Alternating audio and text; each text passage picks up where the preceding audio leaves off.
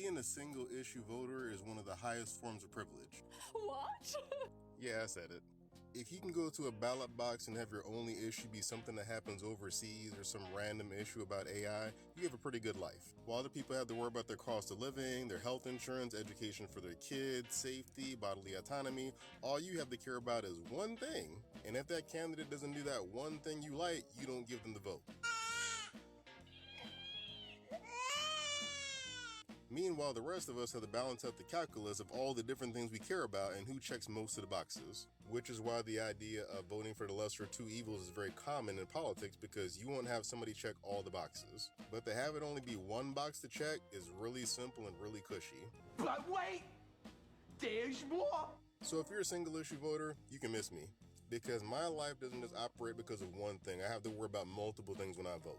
And this last election showed us that most of us can't really be one issue voters, and we found out the hard way. Got him! Got him! So before you make a video on here attacking somebody because of one issue you didn't like, why don't you go through the litany of things all of us have to worry about, then come back. Then we can have a real political conversation for most Americans.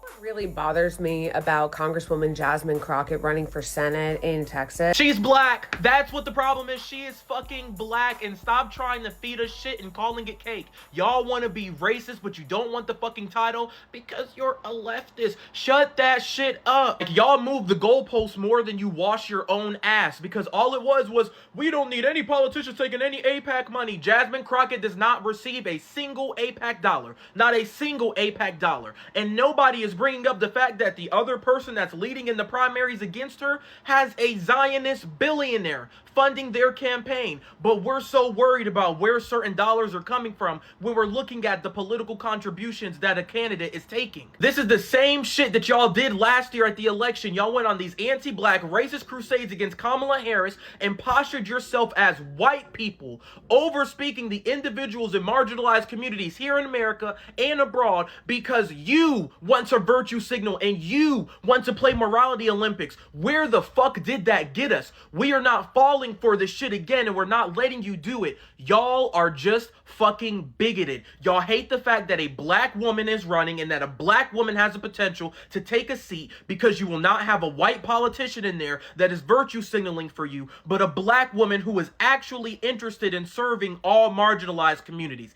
That is what it is. That's what it's always been. And stop feeding us shit and calling it cake, because we're seeing right through it. You just turned 18 and registered to vote, but you're not sure who to vote for. Lucky for you, there are two different candidates to choose from. Candidate 1 hates everything you stand for. They also don't align with any of your beliefs and want to perpetuate harm to you and your community and other communities that you care about. Candidate 2 aligns with some of your beliefs. Who do you vote for? If you're someone that doesn't view Palestine as a litmus test, what is your litmus test? Can they beat a Republican in a general election? That's my litmus test. That's not at all to suggest that I think that every Democrat is perfect, but having a candidate who is closely aligned with all of my beliefs and thoughts on progress for the country comes secondary to whether or not that person can actually win a general election and thus help us build political power. Now, in some cases, whether or not a candidate can win a general election is irrelevant. Take, for example, a lot of the congressional primaries that are happening across the country in heavily Democratic-leaning seats. I think those are perfect opportunities for you to weigh the candidates and their priorities and see how closely they align with yours, because pretty much whoever makes it out of those primaries is going to win their general election in the fall. Here today in Houston, I was able to vote for the most progressive candidate in the nonpartisan Houston City Council race. I even have my I voted sticker because it's a nonpartisan election and it's a runoff, and general election viability is not really at play here. But for many of the marquee races that you're going to be hearing about in 2026, general election viability is a pretty big deal. Let's use the Texas Senate race as an example because I live here. General election viability is actually very important, and Republicans think about this obsessively. It's why the Republican Senatorial Committee is going all in to help John Cornyn win his primary against Kim Paxton, the current Texas Attorney General. John Cornyn is definitely the tougher candidate to beat in a general election, but he might not even make it to the general election. What's most likely is that he gets beaten by Kim Paxton in the primary. And Republicans know that Kim Paxton is a weaker candidate. The Republican base loves him, but he's drowning in scandals, going through a divorce. And while the base loves him, independents don't. Now, we're lucky to have two amazing Democrats running in the Texas Senate primary. In my opinion, taking them both at face value, they both pretty much start with the same likelihood of beating Kim Paxton in a general election. A very, very uphill battle, but not impossible.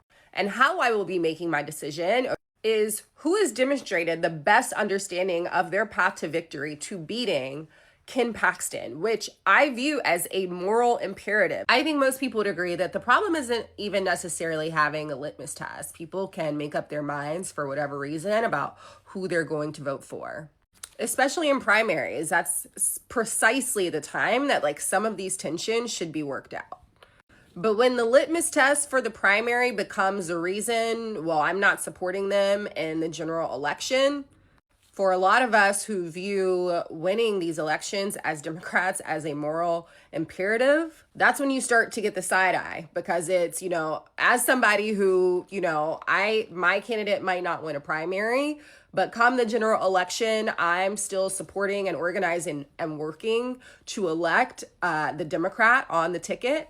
And it's odd to me when some of the people who are loudest in the primary, loudest about all of the things that they did not like about a Democratic candidate, trying to make sure that they get their perfect candidate coming out of the primary, to then turn around and basically, by not voting, handing over a vote to the other side. I think that's where you start to get the side eye. So I think, a lot of people really need to ask themselves, do you have a litmus test, or does it have to be your way or the highway? And if it's the latter, then let's not act like winning elections is the goal. For Black people, the way that y'all will use the Black identity to protect Black politicians from very reasonable criticism. The issue with Jasmine Crockett is not that she's Black. The issue with Jasmine Crockett is that she supports a country who is committing a genocide. Oh my God. Oh my God. I would think after the last year that we have experienced in America, that we have gotten to a point where we realize democracy is literally on its last leg. Your freedom of speech is literally on its last leg. Everything that this Constitution holds valuable is on its last leg. And all your talking points are still about Palestine. I'm tired. 20 million people are literally about to lose their fucking health care. And you're talking about fucking Palestine. Another thing, this is a message for the multiple queer and trans creators who chose last year to sell out your red state brothers, sisters, and other siblings for internet clout by announcing with your whole chest repeatedly that there would be no difference whether Trump or Kamala Harris became president. What you really meant by that is that you were so confident that there would be no difference for people who live in blue states, including trans people, that you were willing to throw everybody else under the bus to become famous online. I just need you to know that you were wrong. Yes, all of the passport revocation stuff, but here is a personal story of something that happened yesterday. Yesterday, one of my job's client cities in California emailed us to let us know that the trans Spanish-speaking focus group that I busted my ass to organize last year, because trans people are systemically excluded from the community participation process when places are deciding what their community needs are, that focus group that I busted my ass to secure, they have to remove every single reference to it from their 300-page plan on how to spend their grant funding for low-income populations, or they will lose that grant funding. So you, all of you who did what I described in the beginning of that video, you have now personally engineered a situation in which trans people in California are being erased, or the alternative to that is that cities in California lose all of their federal funding for low-income populations. Good job, everybody. Way to get internet famous.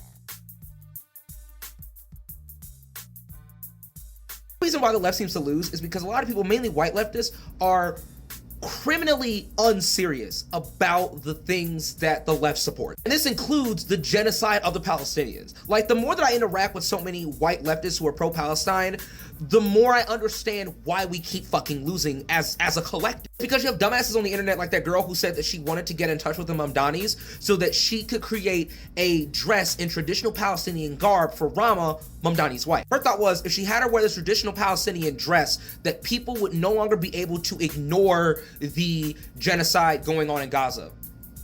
There are several fucking things wrong with that if you just think about it for 2 seconds. First of all, the average American cannot point to Gaza on a map and could not point out a Palestinian in a group full of brown people. What the fuck makes you think any American would be able to go, oh yeah, that garb right there, that's traditionally Palestinian?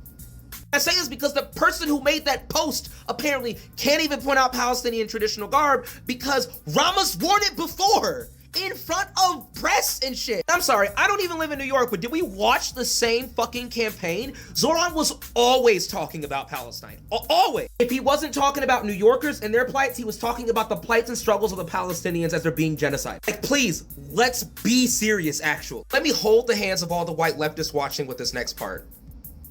No one who is plugged into politics in any regard is ignoring what's happening in Palestine. Not a single person. They are just choosing not to talk about it, babes, because they don't give a fuck. And anybody who's seeing that shit go down right now and all the carnage and destruction and death that has been going on over there, anybody who can see that and not give a fuck is not a person you can convince to give a fuck. This is also another part of the reason why we keep losing, and that is that we keep trying to get people to get on board with topics and issues that they don't give a fuck about. We're just never politically savvy, like, at all. This is really what we mean when we talk about shit like purity testing. Like, we're not grabbing as many causes that we care about as we can and trying to get them across the finish line by any means necessary. Instead, we try to win votes by trying to get people to care about shit that they don't fucking care about. You won't hear me talking to my clients at my job about Palestine, but you will hear me talking to them about why their food stamps are being shut off. Why? Because how is that person gonna give a fuck about somebody being blown up halfway across the world when their stomach's empty? Like I was saying about that lady earlier who made the post, anybody who talks like that about any sort of political issue is not actually plugged into that political issue in earnest. A lot of y'all white people are plugged into political issues just because you want to virtue signal against your bigoted fucking family. That lady who made the post about making Rama a dress, she's not down for the Palestinian cause in all actuality. She's not down for that shit, black rights, trans rights, any of that shit. She's just virtue signaling to try to look better than the other white people. That's it. And that's what a lot of you white leftists have been doing this entire fucking time. White leftists and liberals, what are we supposed to do?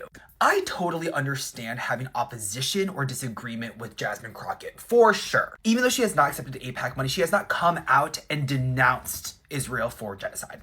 She also went on one of those funded trips 2 years ago, which I honestly can't wrap my head around. And that honestly taints my view of her too, in some way.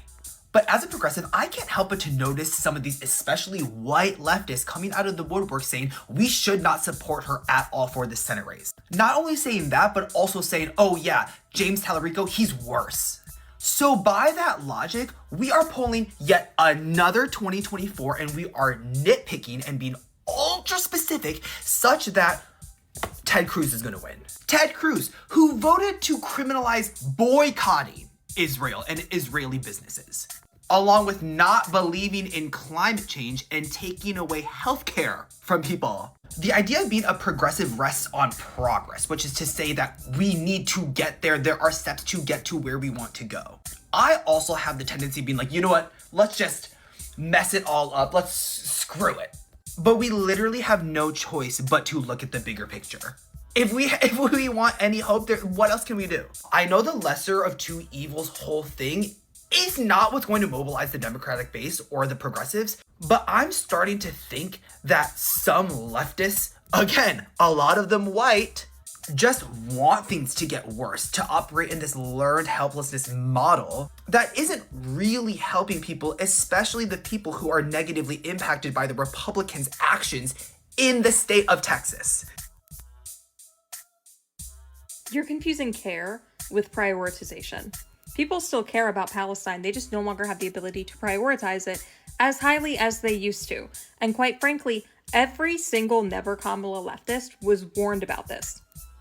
But because y'all don't want to listen to anything except theory from a bunch of dead white guys, I've decided to explain why this is happening with a theory from a dead white man. This is Maslow's hierarchy of needs. You may have seen it before. It is a psychological theory that attempts to explain human motivation, why people behave the way that they do. To explain it simply, you start at the bottom and you work your way up. You have to ensure that your physiological needs are met, and then your safety, and so on and so forth. Example, you're probably not going to care about making it to your knitting club on time if you haven't eaten in 3 days and your water just got shut off.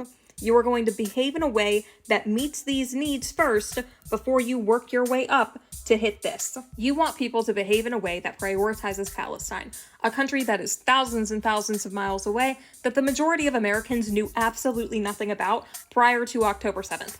All right, fine. Let's talk about where that would fall on this list. They would need to join some sort of activist group. They would need some sort of socialization in this area. Then they would need to gain some kind of additional education that would fall up here in ego. I know it's not listed, but that's where it falls. Additional education, because you're not taught this in regular academic settings. And then they would need to grow and develop outside of the standard traditional American propaganda. So caring about Palestine is from here up. Unfortunately, y'all let Donald Trump win. Y'all let Republicans win. So what happened? Republicans won, and they intentionally starved 45 million people for a whole month. They made it harder to sign up for SNAP benefits, they cut funding to food banks, and they've been rolling back FDA regulations, which is making food not only harder to access, but also less safe to eat. Republicans also, all by themselves, have been restricting any regulation on AI whatsoever. So all of these AI data centers are poisoning the water and the air for millions and millions of people. Republicans have also spent the last 15 years trying to get rid of the Affordable Care Act. They stood 10 toes down. They were never going to cave. They have always wanted to, and they were always planning on getting rid of the Affordable Care Act. And now millions of people are losing their health insurance. Republicans won, and they made the economy so unstable that any financial security or job security that people used to have is now gone. That means we've seen a rise in homelessness. And Republicans simultaneously cut funding to all of the shelters.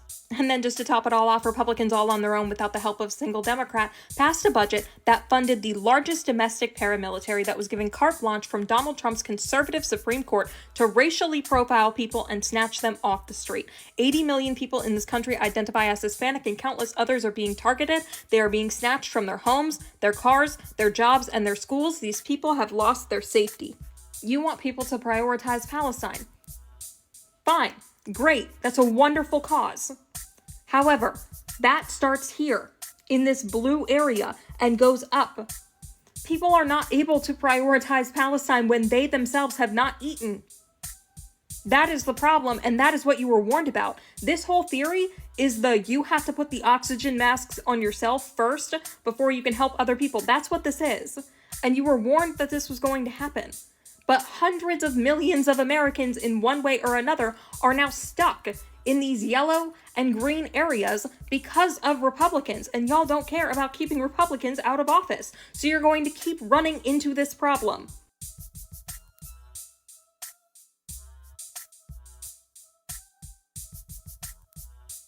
Well, if genocide isn't your litmus test, what is? Genocide is my litmus test. The problem is it's not actually yours, and I'm going to show you why. We globally classify genocide into 10 distinct stages. These were created by a man named George H. Stanton in the 1990s, published in a study in the early 2000s. These are the 10 stages: classification, symbolization, discrimination, dehumanization, organization, polarization, preparation, persecution, extermination, denial, right? Let's do a deeper dive into some of these stages. Let's look at stage 4, dehumanization. Members in the groups that have been categorized in the earlier stages are now equated to animals, vermin, monsters, insects, or diseases, things that are not human. Dehumanization overcomes the normal human revulsion against murder. At this stage, hate propaganda in print, on hate radios, and in social media is used to vilify the victim group. It may even be incorporated into school textbooks. Okay, now let's watch a video together really quick. The 22-year-old nursing student in Georgia who was barbarically murdered by an illegal alien animal. The Democrats say, please don't call them animals. They're humans. I said, no, they're not humans. They're not humans. They're animals.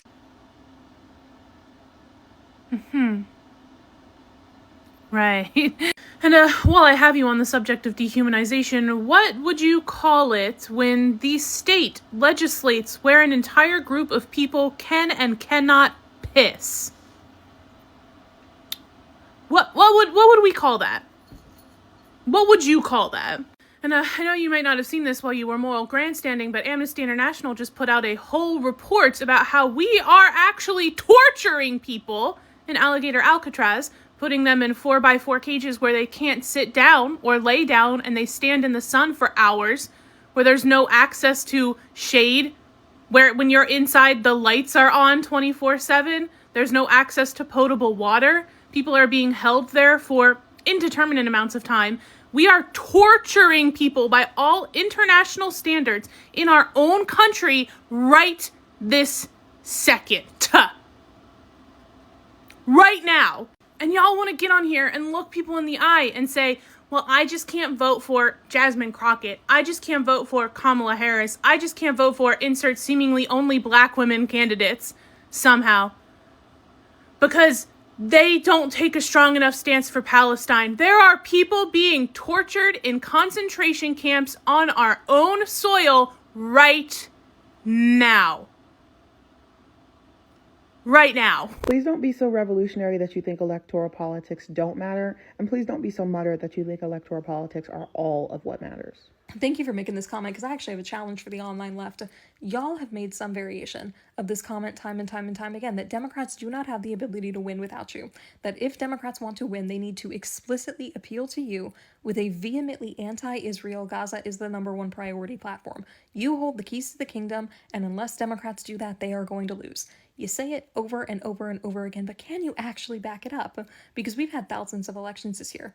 At the local, the state, and the federal level. We've had mayoral elections, county elections, state legislature elections, governorships, even federal special elections. We have had thousands of elections this year, and Democrats are winning the overwhelming majority of them. From sea to shining sea, they are flipping deep red districts by like 15 to 30 points. They flipped Miami, which was a Republican stronghold for 30 years, and they won with a 19-point margin. Yep. So according to you, none of that would be happening without you. Democrats don't have the ability to win without you. So all of those wins would be done because of you. All of those wins would come from Democrats running on your vehemently anti-Israel, Gaza is the #1 priority platform. Prove it. Look up all these platforms and tell me what percentage of the Democrats that won actually ran on that. Actually ran on that specific issue. It was vehemently anti-Israel. It was Gaza is the #1 priority. How many of them ran on that platform and won? Because according to you, it should be all of them. Because Democrats don't have the ability to win unless they do that. I agree that being anti-genocide is strategic, but y'all are not anti-genocide. Y'all are anti-genocide in the same way that people who are anti-abortion are pro-life. It's in name only. There's like not really any actual efficacy to your quote-unquote anti-genocide stance. Because if there were, then you would be treating all of the other genocides occurring with the same temerity as you treat the one, right? Y'all don't talk about Sudan or Congo as much. And you flat out ignore the genocides that are occurring in the imperial core, when if this were an issue that you truly cared about, the best way for you to advocate for all of them is to connect them together, because they are in fact connected. You can connect them up. It's not even a long stretch to connect them together, but that's not what y'all do. Y'all will look at people who are experiencing their own genocide and look them in the face and tell them that they're attached to comfort as they're experiencing their own genocides. That's what y'all do.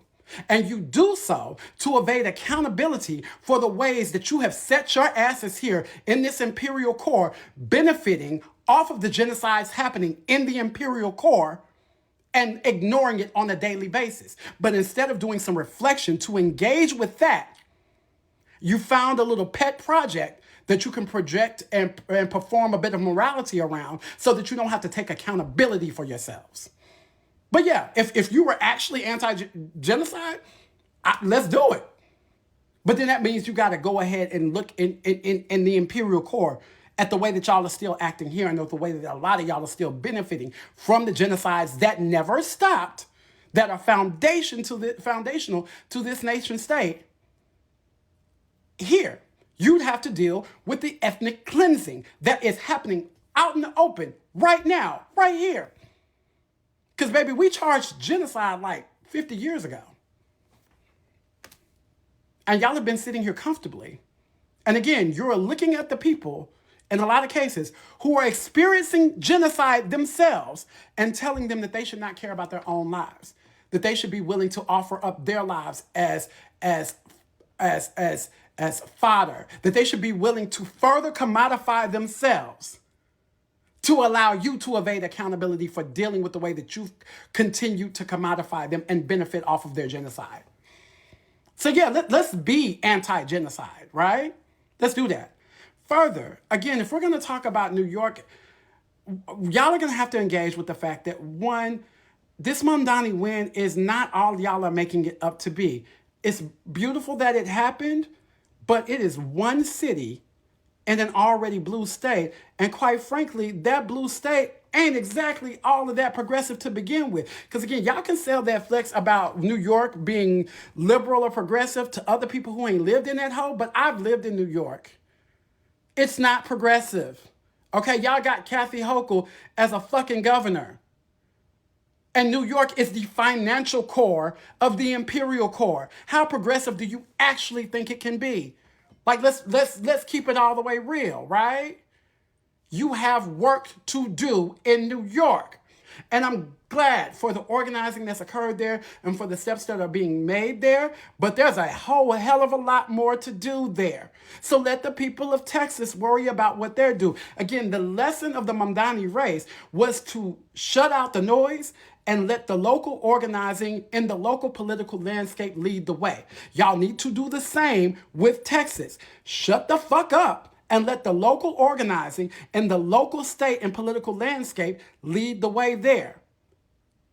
There are two decent options, whether it's Tallarico or Jasmine Crockett. Either one of them would be infinitely better than John Cornyn, Ken Paxton, or Hunt. So let them drive that. Y'all don't know what the fuck you're talking about. And again, I'm tired of you performatively pulling out genocide as if you give a fuck about genocide, because y'all don't. You look us in our face and ignore our genocide on a daily basis. You use the genocide over there to make yourself feel good about the way that you're ignoring the one here. You got genocides here to deal with. Oh, and by the way, if you did that, if you actually dealt with the genocides that are here, that would, in fact, impact the genocides that are happening elsewhere. But y'all will do everything in the world to avoid doing your goddamn homework.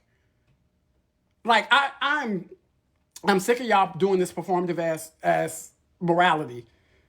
Sell that flex to somebody else. With your Jasmine Crockett discourse if you can't say John Cornyn's name? Do you even know who Ken Paxton is? No? What about Wesley Hunt? Do you know that name? No? But you have so many opinions about the Texas Senate race. And you don't know who John Cornyn, Ken Paxton, and Wesley Hunt is? But you got time. You got 3 whole minutes and green screen screenshots to go after Jasmine Crockett. That's fucking amazing. That's incredible. Where are you posting this from? Oh, Williamsburg? You're posting all this shit about Jasmine Crockett from the safety of your Williamsburg apartment, you gentrifying hipster. Oh my fucking God. All these people. I saw this one lady sitting in her merch that said, oh my God, look at me, I'm such a good person. I'm just like amazing. Halfway through her fucking video, she realized how fucking racist she was being, so she pivoted to stop talking about Jasmine Crockett and instead talk about James Tallarico, the other Democrat. She never fucking mentioned the Republicans. John Cornyn is the man currently holding the seat you're complaining about. currently holding the seat. He is the incumbent Republican Texas senator. You talking about, oh, let's look at Jasmine Crockett. Okay, let's look at Wesley Hunt. He's also in the Republican primary. He wants to be there. He is currently a congressman. Oh, you don't even know who Ken Paxton is? Because Ken Paxton has been trying to find out about you. This is the man who has been trying to track women across state lines to go ahead after and target them if they get an abortion in a different state, because he's trying to claim that women's uteruses are property of Texas. You gentrifying hipster. I'm so sick of it. It's over and over and over again. There's no actual fucking process or means or anything. It's just fucking discourse. It's just discourse for clicks and likes. There's no fucking strategy. It's just a series of people yelling, I'm a good person! And then the election happens, and they get real fucking quiet when masked men start grabbing people in the streets. What really bothers me about Congresswoman Jasmine Crockett running for Senate in Texas is not the fact that she ran this really embarrassing, incredibly narcissistic ad that basically is just about herself, or the fact that Texas very much is still a red state, so it's unlikely that a Democrat is going to win for the Senate there. What actually, just because she's good at trolling Trump and she's got a good media presence, doesn't make her a progressive. Some of y'all are really getting played by a bot farm campaign because the real person taking Star State money is James Tallarico. Can I ask you a serious question? Why would Republicans spend 1 red cent on advertising when they have you people do it for them? Huh? Who are they running against? Can we start there? John Cornyn. This is his campaign launch, by the way. Very narcissistic. These are the things he's fucking bragging about. He voted gleefully to repeal the Affordable Care Act. He voted for environmental deregulation. This is just a fun one. He wanted to make sure young women were eligible for the draft should it be reinstated for some fucking reason. Oh yeah, and by the way, in addition to all the horrific nonsense Republicans are doing every fucking minute of every day, brags about doing the other thing that you're accusing the other 2 candidates of doing. Jasmine Crockett has a voting record against funding Israel, by the way. And in that First Woman's video, she acknowledges that Jasmine Crockett doesn't take AIPAC money. So I would like to know what the fuck you would like out of a candidate. But as we know, John Cornyn does. So I just must have missed all the videos you made about him. You guys continue to play fast and loose with other people's plight. That First Woman asked genuinely during her fucking video somewhere if Democrats were unable to learn the lessons of the last election. I would just like to ask her candidly the same fucking thing. Welcome back to the Litmus test. This portion of the test will be written. This means we require you to write 1 paragraph describing what you think and feel in regards to the prompt. Now, here is the prompt. Candidate 1 and Candidate 2 are not suitable based on your metrics, and thus you decide to look elsewhere. You find a 3rd candidate from a 3rd party, and this candidate has no experience and the party has no infrastructure, city, local, state, or otherwise. They are telling you all the things that align with your morality, and because of that, you are inclined to want to vote for them. Please write a response about whether or not you would vote for this candidate and why. When they're about to ban words. What do you mean your litmus test is Palestine when some of your neighbors can't even eat or get their medication because their benefits are just gone? What do you mean your litmus test is Palestine when they're building certain centers in Black and brown communities? These certain centers take up a lot of water, and they produce a system that's probably going to take your job and my job. And the reason that they're building these certain centers in these areas are so that people in those areas can breathe in that toxic waste because, environmental racism. Just saying. What do you mean your litmus test is Palestine when half of a state is underwater right now? And guess what? They probably won't get any relief federally because that money is gone. What do you mean your litmus test is Palestine? Listen, I know being for real to a lot of us is a very foreign concept. But in the year 2026, I'm going to need a lot of us to lock in and be for real. And listen, I'm not saying don't care about Palestine. Also, why isn't some of your litmus tests Sudan or the Congo? I don't know. But I'm not telling you guys to not care about Palestine. That's not what I'm saying. What I'm saying is that a lot of these people that you're listening to right now who have these stupid takes, they are basically pushing a lot of individuals to not vote, to sit it out, and we're pretty much going to be in the same predicament that we're in right now. And we're going to continue to be in that predicament because of people who are giving these crazy assessments of what a politician should be when it comes down to certain issues. So please, be mindful of who you listen to on this app. Palestine can be your litmus test. And also, you can understand that there's no such thing as a perfect candidate. Two things can be true at once. If you keep waiting around for the perfect candidate, we're gonna die.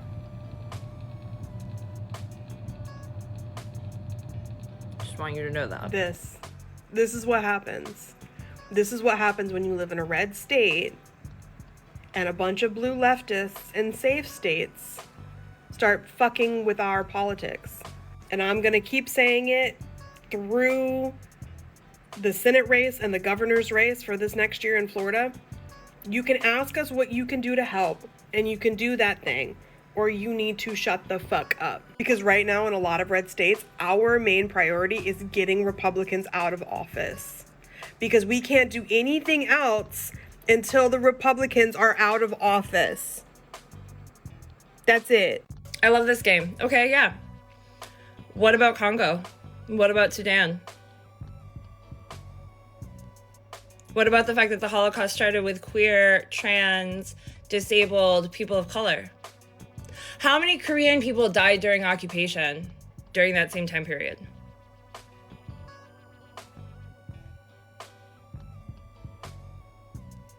Do you know?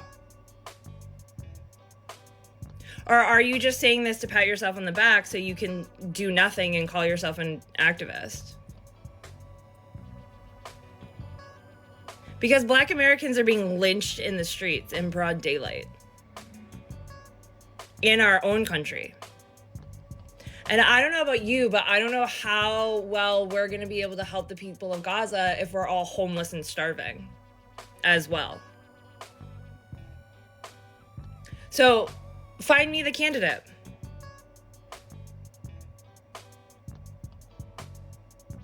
Where are they? Oh, they can't run because they don't have the resources, because it's inaccessible on purpose, because we keep voting what?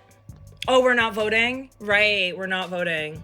So how is that helping again? Is the fact that none of you would be saying anything if she was still running for the House. If she decided to stay in her district that has been gerrymandered to fucking hell to try to win her seat in a House district, you guys wouldn't be saying anything.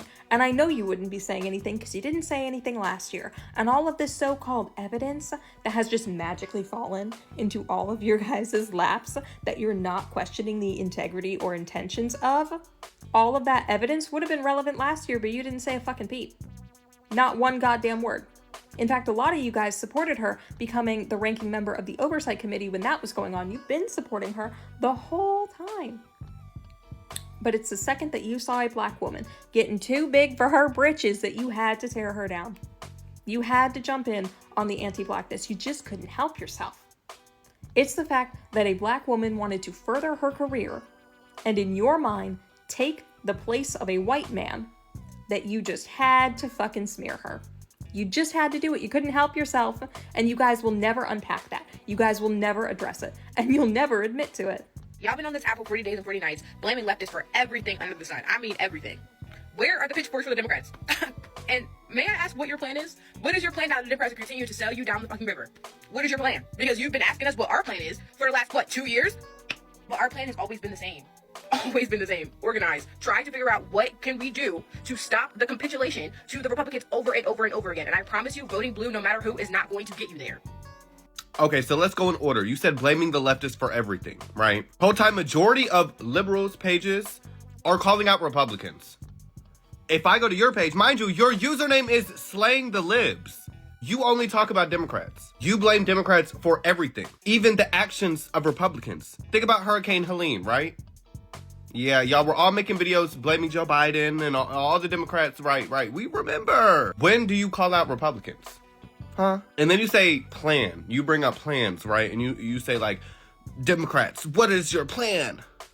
Are you trying to steal it? Or, because it's interesting, later on you bring up community aid and like mutual aid and all those kind of things, right? You understand how many of those organizations have lost funding or had to completely shut down because of Trump getting in office just this year? So if you actually cared about those programs or organizations, you would have understood the importance of this vote also. My best friend was about to start a job where she helped individuals get on certain benefits to let them know that those benefits were even there.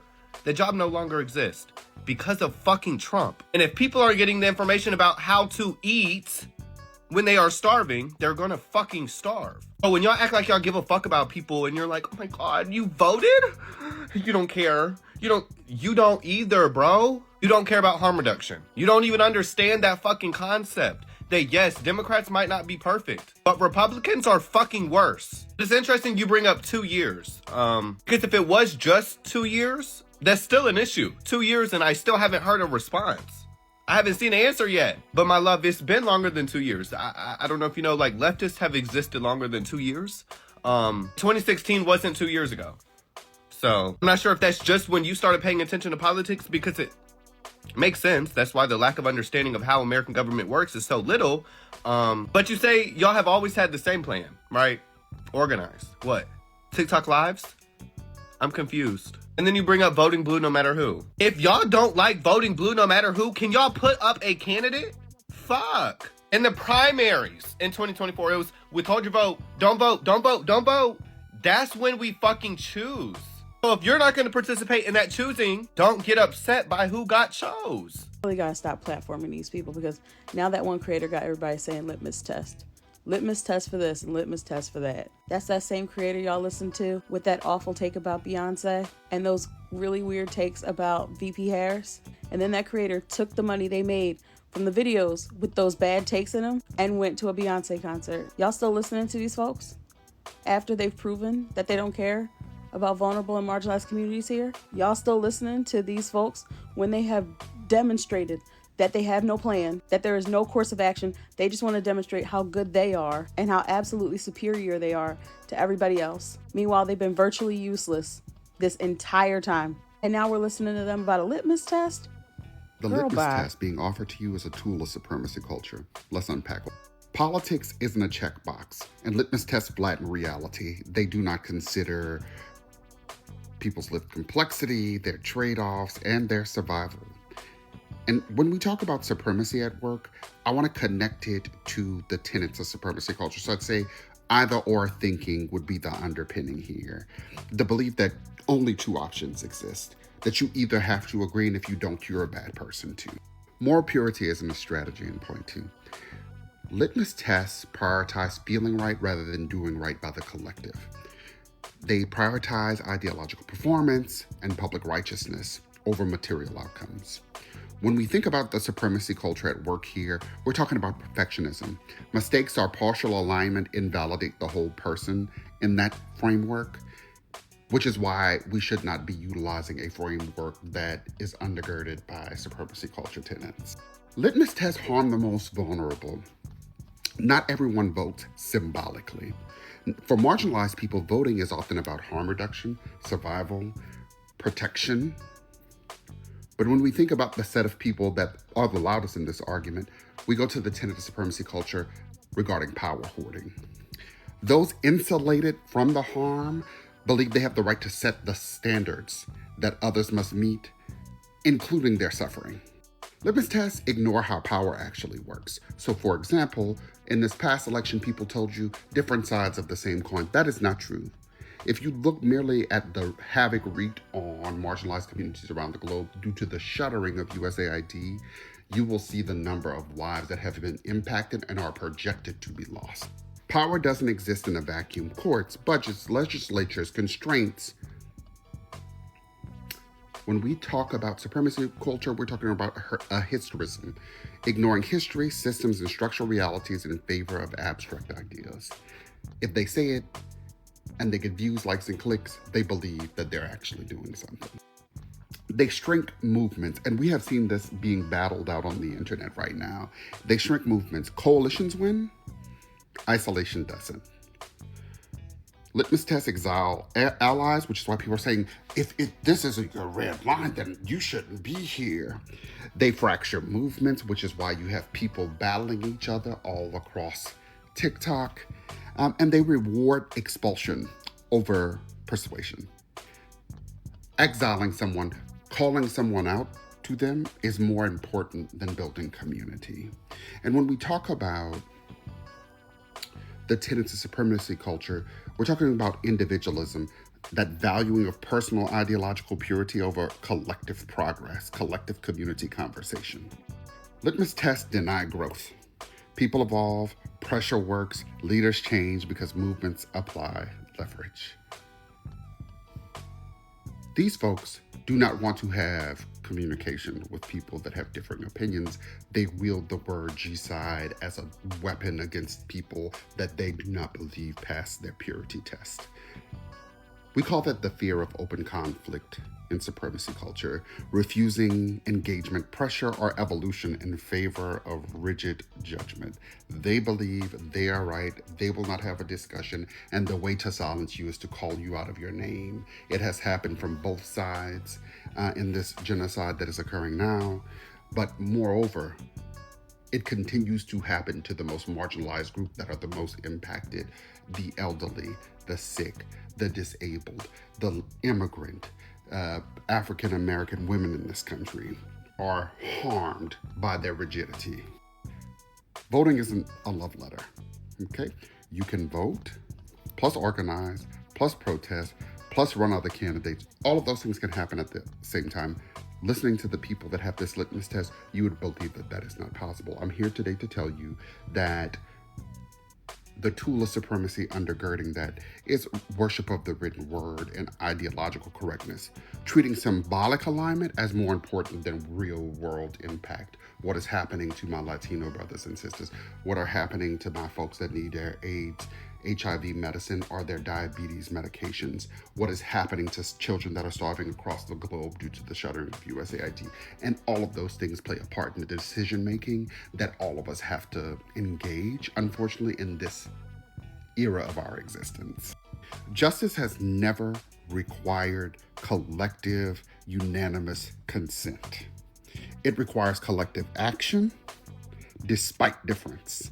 And I think that some of us are struggling in this moment to be able to engage in those thoughtful conversations because there are a set of people that are wielding the tools of supremacy to try to silence that conversation.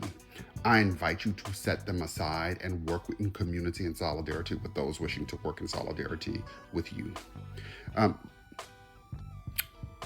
Additionally, anytime somebody tells you they have a litmus test up for you, tell them, I'm sorry, I don't take or buy anything from the store of supremacy culture. You know what really bothers me about Congresswoman Jasmine Crockett? She's black. Y'all are not slick. We've been watching you for over a year. That person that I just ditched didn't even know what African American meant. Do you think they have any respect whatsoever for any black person at all? And I wish that I was being hyperbolic, but they really thought that Zoran Mamdani was African American. So the fact that they're even speaking on any black person whatsoever is audacious. But a lot of y'all are so close to just admitting that you don't like her because she's black. You'll say things like, oh, well, she doesn't have a chance of winning in Texas because she's a black woman. Well, so your plan is to appeal to the Klan? That's your genius plan to move this country left, is to appeal to the Klan? Right. Just because you would not vote for a black woman, it does not mean that Texas would not vote for a black woman. They are a majority minority state, with about 40% of the state being Hispanic people. We just watched as a predominantly Hispanic community that was a Republican stronghold for 30 years just flipped blue. And quite frankly, Miami flipped blue without you. You had nothing to do with that. They were not running on your little moral purity bullshit testing. They flipped blue without you. Because Hispanic people across this country are watching as their family members are being ripped away. Is having a massive impact on voting. We are watching from sea to shining sea as Republican strongholds crumble by 15 to 30 points. There will be places that voted like plus 30 Donald Trump and they're flipping blue. You don't think that's going to have any impact in Texas? where about 40% of the population is Hispanic? Not at all. Let's look at the 2024 election, where it was Colin Allred, a black man, versus Ted Cruz. That was about an 8 or 9 point difference. That 15 to 30 point flip that we've been seeing from Democrats in election after election after election all year, that would flip Texas. And if you're going, no, it's not because she's black, it's because she's a black woman. Okay, let's look at Kamala Harris versus Donald Trump. That was a 14 point difference.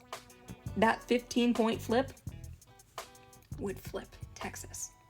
Even on the low end, right? And I'm saying it's 15 to 30. That would flip Texas too. Y'all just want to appeal to the Klan. Y'all are racist. After having a couple of interactions with blue state white leftists online today, I now, more than ever, do not respect anything that you guys have to say. Because I know that you're not examining anything outside of your privilege as a white leftist in a blue state. I went back and forth with someone trying to explain to this individual that Southern voters, specifically Southern minority voters, are not thinking about what's happening abroad. Because they're too worried about what's happening to them here in the United States. They're too worried about their safety and security here in the United States. And this white individual in a blue state, New York, for those that are confused, basically wasn't trying to hear anything that I had to say. Everything that I had to say didn't really matter to them. And that's the problem, right? Because you guys don't really care about anyone else's lived experience.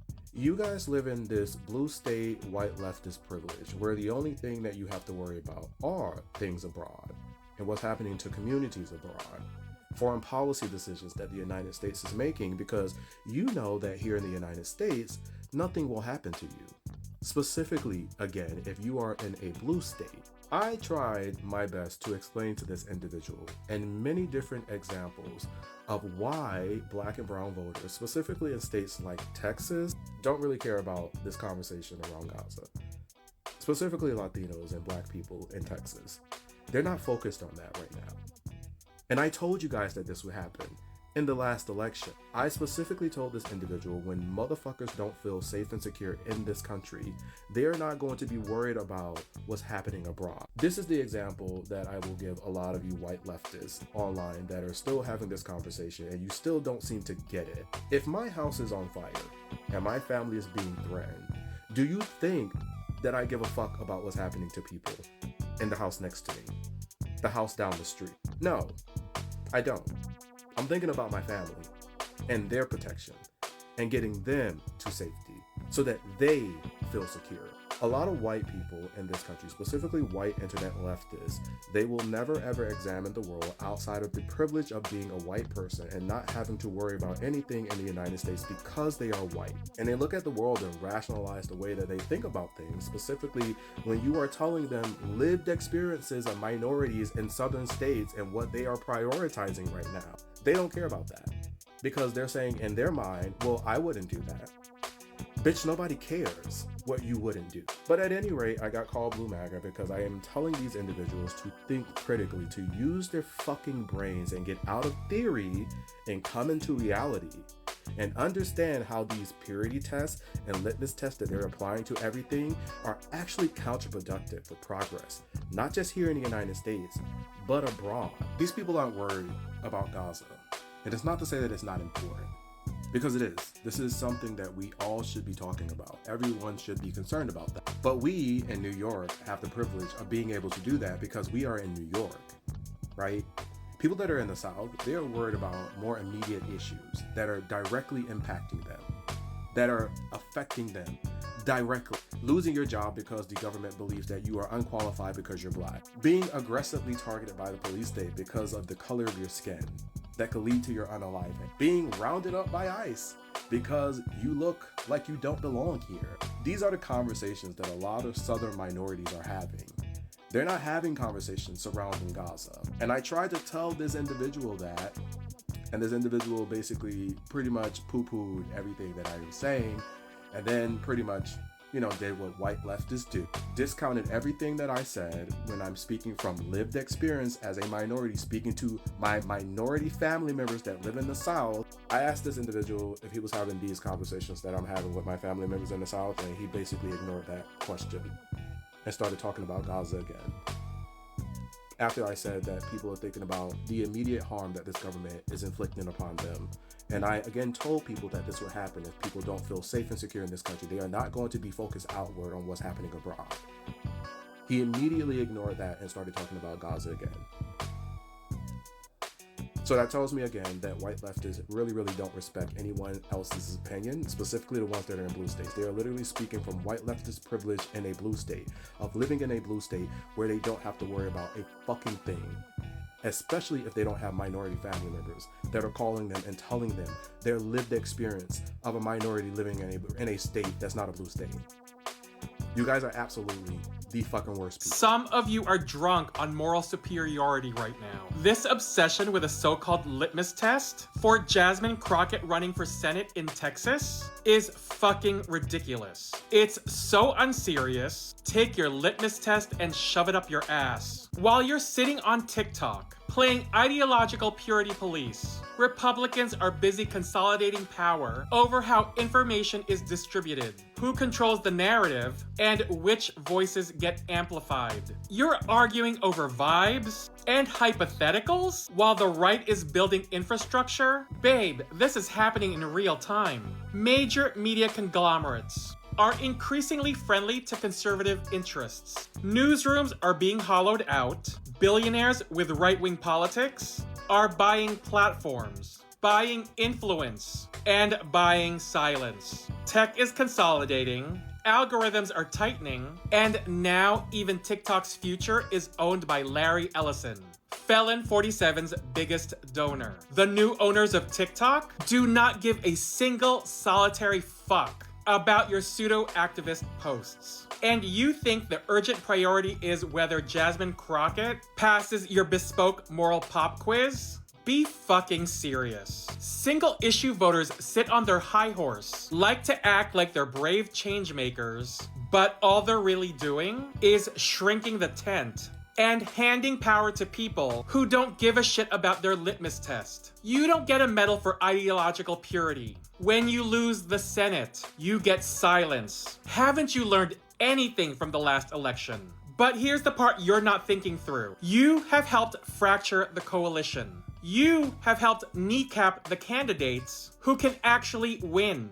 You stayed home, scolded, and both sides your way into ignorance. And now you will lose a platform to perform your perceived moral superiority as of January 22nd, 2026, when TikTok gets handed over to Oracle, Silver Lake, and MGX. You will have no microphone, no algorithm, no reach. Your choice to be a single-issue voter cost you that privilege. Now you can kiss it goodbye. Politics is not a personality test. It is a power contest. And while you're busy proving how morally superior you are to everyone else, the people you claim to oppose are making damn sure they're controlling the megaphone. So spare the rest of us your idiotic litmus test. Support candidates who can win.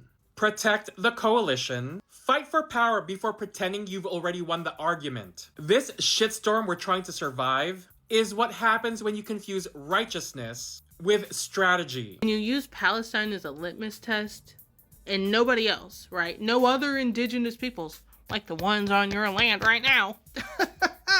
It tells me everything I need to know, quite honestly. And I don't care to hear your smarmy ass opinions when you're only saying things to make you feel better about yourself, but you're not doing anything for the natives, are you? What are you doing for Native Americans? Who are you voting for? So that Native Americans can have a better life. What are you doing so that Black Americans can have a better life? The most marginalized people in this country.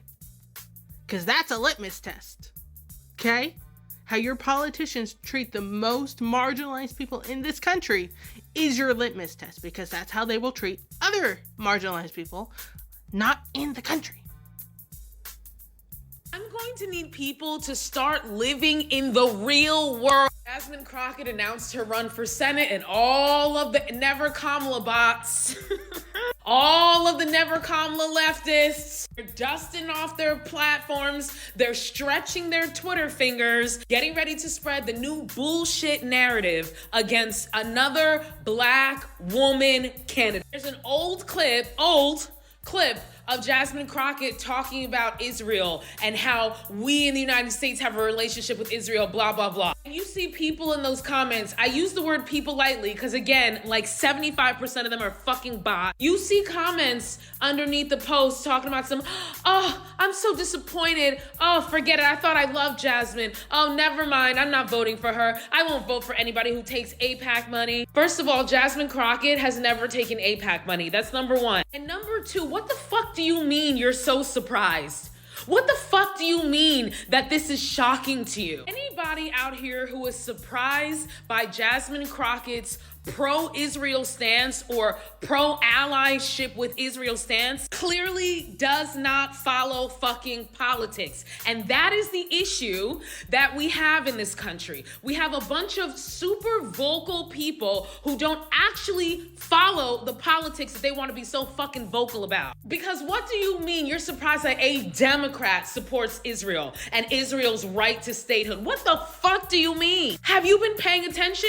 Of course you haven't, because you don't actually watch politics. American foreign policy supports Israel. You cannot get elected in this country as a politician unless you support Israel, unless you align yourself with American policy. There are a tiny percentage of outliers, please go look up what the fuck that word means, of outliers who are elected officials that don't openly support Israel and who have a voting record to support that. Why? Because the American people overwhelmingly support Israel. And American foreign policy is to support Israel. Support for Israel is a litmus test in order to even get elected. And if you actually fucking followed politics instead of just listening to comments and watching TikToks and thinking you know everything about everything, if you actually followed politics, you would understand that.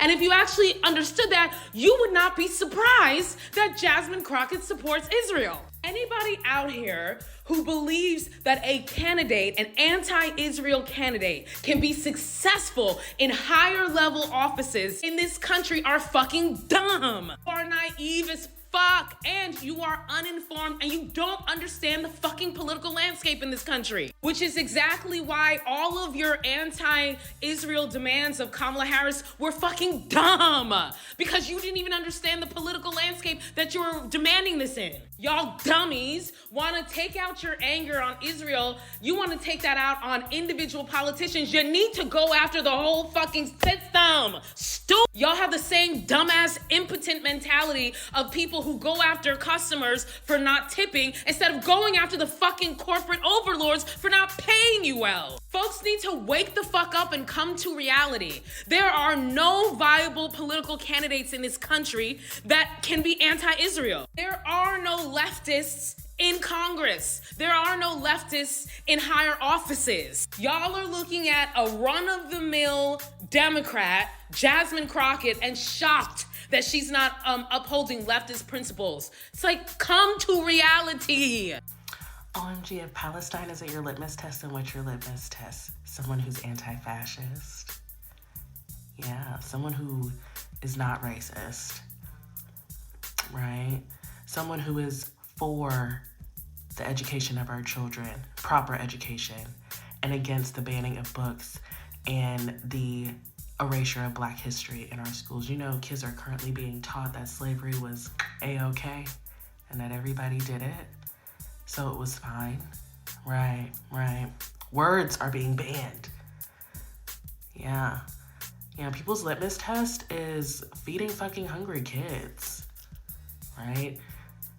We are in the richest country in the world, but we got PSAs running in other countries for them to donate money to our hungry fucking kids. Right.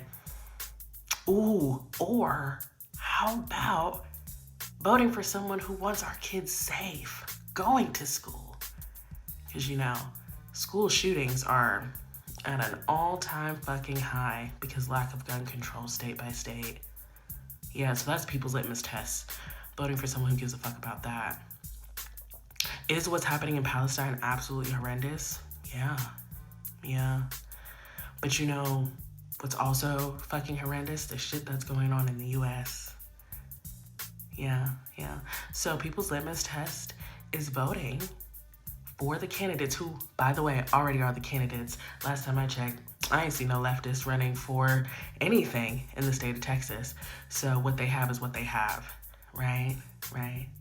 So people aren't only voting for Jasmine Crockett because she's a black woman, which for whatever reason leftists always assume that we are only voting for black women simply because they're black. No, it's because they are the best candidate, right?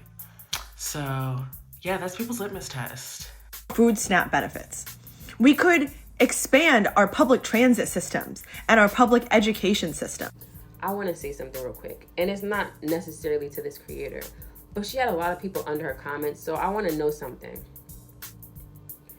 How could you be an American person and the Palestine genocide be your litmus test?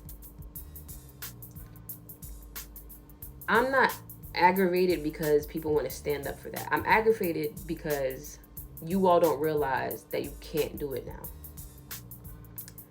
All of the warning that Black Americans were trying to give, everybody ignored. The problem comes in, they already got the ball rolling, y'all. The ball's already rolling. We see them taking people up off the street. This is how wars happen. They don't happen all at once. The only reason why we have access to so many forms of communication is just because of technology. They happen here, they happen over here, and then later somebody writes about it in history. But that's why wars last a very long time. It's always years. What frustrates me is you all can be from America, look at all the American events, and nothing else radicalized you? Nothing? I don't know if you all ever get mad enough about things that don't personally affect you or offend you. During COVID, BLM, we know who was in the forefront of that. But now it's time for everybody to do this. And nothing is being done. And yes, everybody knows it's dangerous, and it's like, why don't you do it? Here's my problem. To have so many Black people warn you about what was going to happen and you all to sit there and literally go against the grain, it's frustrating. To have people now come out with videos telling people to stand up for a place, you cannot stand up for Palestine anymore. And I'm not saying you can't say free Palestine. I'm not saying you can't advocate. I'm saying that as an American living in America, use your common sense. What money can you give? What resources can you give? What energy or power can you truly give now that we see what's happening at home? All these natural disasters that we don't have money or funds for, well, now we have to work and help our own people. So now you just put them on the back burner. We weren't in that position before. We probably could have helped them. You ruined it. What frustrates me is people are standing on this Palestine hill, but you never really cared because you didn't come up with a plan that made sense. You cared about what it looked like. You never cared about the foundation of the actual plan that you needed to make this work. It doesn't logically make any sense why you thought that you can vote for whoever you wanted here, knowing what kind of world power this is, and think that they were going to do what you said. When have they ever done what we said? And the people, and I'm going to keep saying this, and the people, Black Americans, that have experienced them over and over and over again. We seen the fire coming. We told you there was a fire. You all just stood there. And now the fire's growing. It's eating all of America. We see it coming. Now you can't stop it. Now you can't stop it. What can you do? We've seen them do so many things so far. It's only been a year. No one's stopping them. And we told you that they weren't going to do it. Why still talk about other places as if you can help? You can't help. Look at what their home looks like now. Look at what their home looks like now. There is no home. And you're still talking about freedom. You didn't help. You didn't save anything. Your advocacy didn't do anything. That's my frustrated thing. A lot of people are tap dancing. They're not doing anything. And again, I don't know this creator. It's not about this creator. It's just about the American system and the American people as a whole. I'm getting so sick of people getting on social media making it seem like, oh, we're going to do this and we need to. No. If you would listen to Black people from the beginning, you'd have never been in this position. This doesn't make any sense that you think that now, after we have the worst team, the worst team as a whole, this might be one of the worst president we've ever had. And you think that this is the time that we're going to be able to turn this all around? No. You're supposed to do preventative care so you can avoid the trauma and the tragedy you're about to hit. You're not supposed to wait till you get into the middle of the tragedy to fight your way out. That's stupid. And now people are still doing this dance. It's too late. You can't still tell people to advocate for Palestine. It's performative at this point, because how can you help them? Now America's on fire. As soon as he became president, you should have knew it was over. Did Texas ever recoup? Did North Carolina ever recoup? Have we seen Washington? Did we speak to anybody in these small towns who already was struggling with healthcare? What about the people who didn't get their food stamps? Did they recoup? Because do you know how hard it is to recoup from not having something for so long? Like, they probably had to use money that they didn't have. Are they doing good? Probably not. And before he even became president, we had a whole bunch of homeless and hungry people. How can you help somebody when there's a fire at home? How can you help somebody when your own home is trashed? I really want people to use their critical thinking.